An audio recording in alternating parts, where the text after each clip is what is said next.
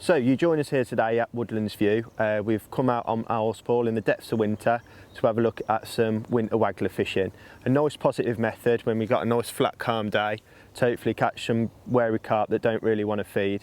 Potentially we're only looking for 5 bites today, and we're just making the most of fishing to where the fish actually want to be. Like today we've got a physical feature of the boom to fish along to, and the fish naturally want to sit and hug that boom. I've got a little bomb rod as well that I can flick about further along if need be, and hopefully we'll pick some up on the waggler. That's going to be our main plan of attack today. So we're going for like a traditional style waggler, insert wagglers in a 3 gram because there's absolutely no wind or anything today. Far cry from the summer wagglers that we're using, the big pellet waggler style things. So it's just a really enjoyable way of fishing. You can be really active just keeping that waggler plopping in and almost annoying a carp into hopefully taking that suspended hook bait. So bait choice for this waggler and bum approach in winter. We've steered away from pellets at this time of year. For bum fishing especially, you can't beat a nice chunky piece of Warburton's Toasty popped up. When I can't actively see any fish moving about in them upper layers, I'd start on that little bum approach with that static piece of bread. If I can see some fish moving about, I'd more likely go on to some lovely maggots, some reds and some whites, just top and tail these. When the roach aren't really active in the winter, maggots really come in their own on that waggler dobbing line, if you like, and the carp and F1 seem to love them. Other venues respond to baits such as corn and some big pellets and stuff, but here at Woodlands you really can't beat some bread or some maggots. So we've got 2 rods today just to cover our bases, a waggler rod and a bum rod. Starting with a waggler rod, really referring down from like your summer big pellet waggler fishing because we're trying to maximise our bites. I've gone for a 12-foot Horizon Pro waggler rod, 3000 reel, loaded with 016 Horizon line.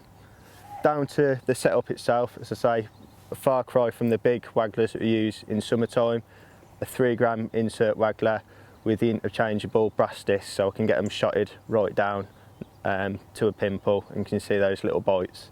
Got absolutely no shot down the line.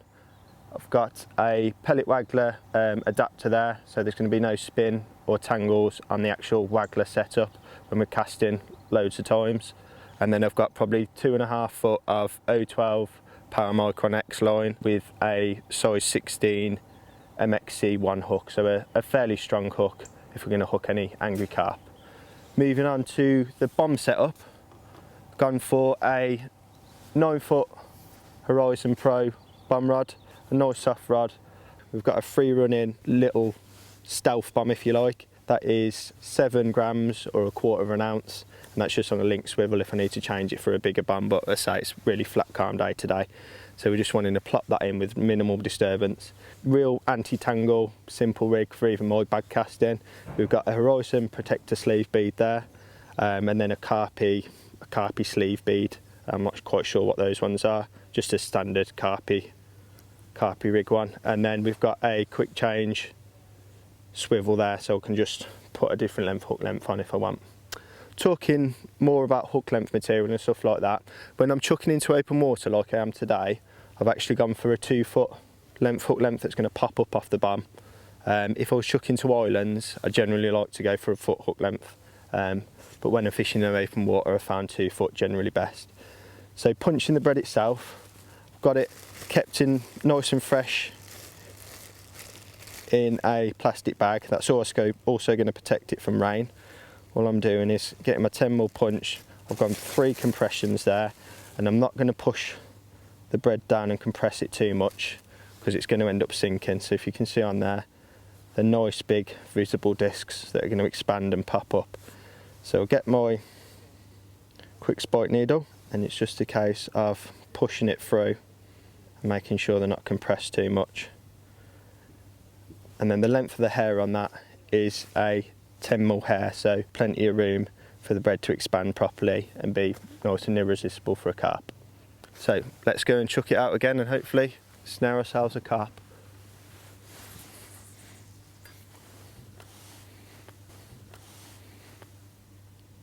So I've let that bomb plop in up to the clip. We're fishing just shy of the boom there, and then it's just a case of sinking the line, not putting any strain on the line or flicking the rig to move the rig, and then I'm just going to place that down on the rest and tighten up nice and gently. And then I look at the clock again, so we're almost 20 past, so I'm going to give that till 1/2 before I reel it in. If I've had no indications, fish moving or line bites or anything like that. So I'm currently chucking, say, at 10 o'clock. I'd move that across to 11 o'clock, then 12 o'clock, and then 1 o'clock and 2 o'clock. So I can search the whole of that boom to try and locate where those carp are sitting.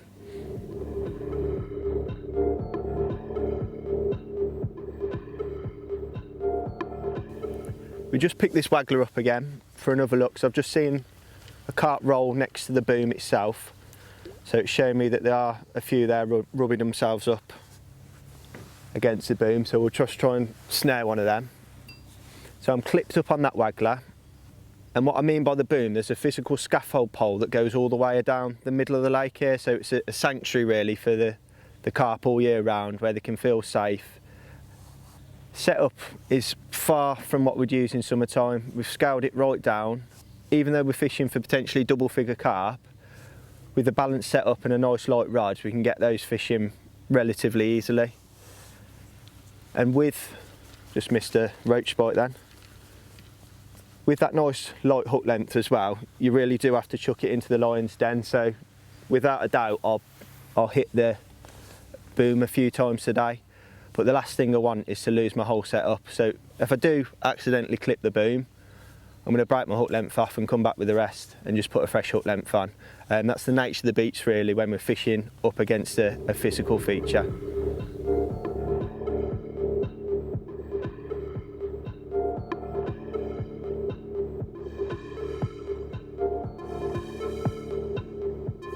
So sometimes it can be really good just to keep casting and plopping that Waggler about, searching for them. Other days can be better just hanging that Waggler there for that little bit longer. And it's just about experimenting through the session as well. Potentially we're looking for 5 bites. 5 bites could be £25, could be £50 potentially, the size of the fish here in Woodlands. And it's just keeping your nerve, keeping your bottle. We're not going to feed anything today. I say we really are in the depths of winter.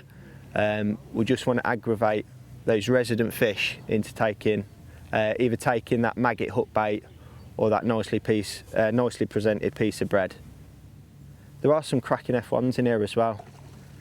There was a fish just rolled there, so we'll just have a sneaky cast at him. That's nowhere near the boom, but if I do see a fish crash and it's within the proximity to my peg, it's well worth just chucking that Waggler over the top of it.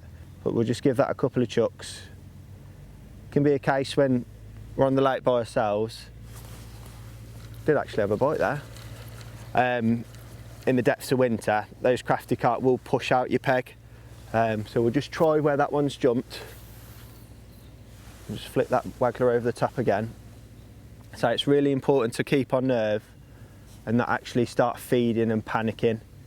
You have a small window in winter and it's really important to make the most of that window. So if I started bladdering in some pellets now and panicking, I'm going to blow my peg altogether and potentially blank.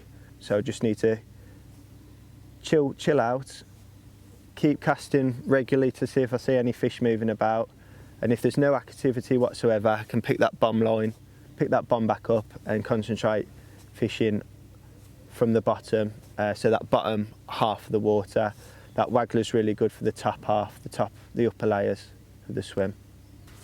So it's really important, I say, to be active both on this Waggler and on this bomb line. Just searching our pegs. We're not going to do any damage to our peg by just plopping a piece of bomb and bread or chucking that Waggler about. We're not feeding anything at all. We're just trying to fool those wary fish that don't want to feed into taking a hook bait. So we've gone for 3 maggots there, so top and tailed. So it's really important when we're casting in winter, when those fish are really scared and want absolutely no disturbance, that we actually feather our Waggler in or feather our bomb in. What I mean by that is we're not just going to smash it down to the clip and it go in like a bag of nails. We want to plop it in nicely. You get a nice satisfying plop noise both on the bomb and that little Waggler. and you can almost tell when that's the right cast. We're going to get one on that cast. Odd fish there now, so we're just going to repeat the process. Hand on the spool, I'm going to feather that waggler down, and the hook bait kicks away from the waggler. If you're not feathering it down as well, you could end up with bad tangles all the time, but you want to make sure that the hook bait itself kicks past the waggler. There's no point in it crashing down on top and coming back in a tangled mess. It's all about being as stealthy as possible.